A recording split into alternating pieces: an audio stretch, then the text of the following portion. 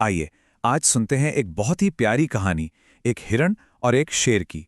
ये कहानी है सच्ची दोस्ती की, जो हमें सिखाएगी कि असली रिश्ते क्या होते हैं।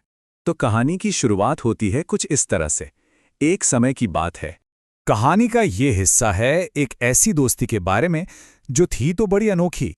तो उस जंगल में ना दो ऐसे जीव थे जिनकी दोस्ती की कोई सोच भी नहीं सकता था। एक हिरन और एक शेर।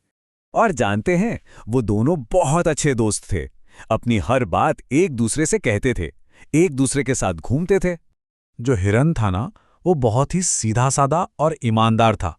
उसके दिल में कोई छल नहीं था।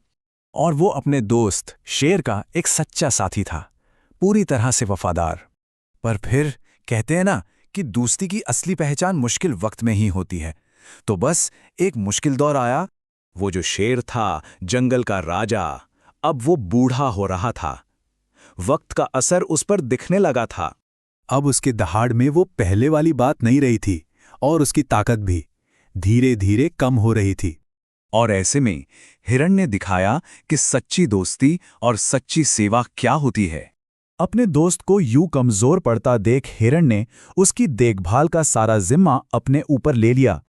वो दिन हो या रात बस अपने दोस्त की सेवा में लगा रहता था, बिना किसी स्वार्थ के, बिना कुछ सोचे। और हिरण की सच्ची सेवा को देखकर शेर को कुछ एहसास हुआ। उसे दोस्ती का असली मतलब समझ आया। जब शेर ने अपने दोस्त का ये प्यार और ये निस्वार्थ भाव देखा, तो उसे एक बहुत गहरी बात समझ में आई। उसे समझ आया कि सच्चे दोस्त असल में वही हैं जो मुश्किल के समय में आपके साथ खड़े होते हैं।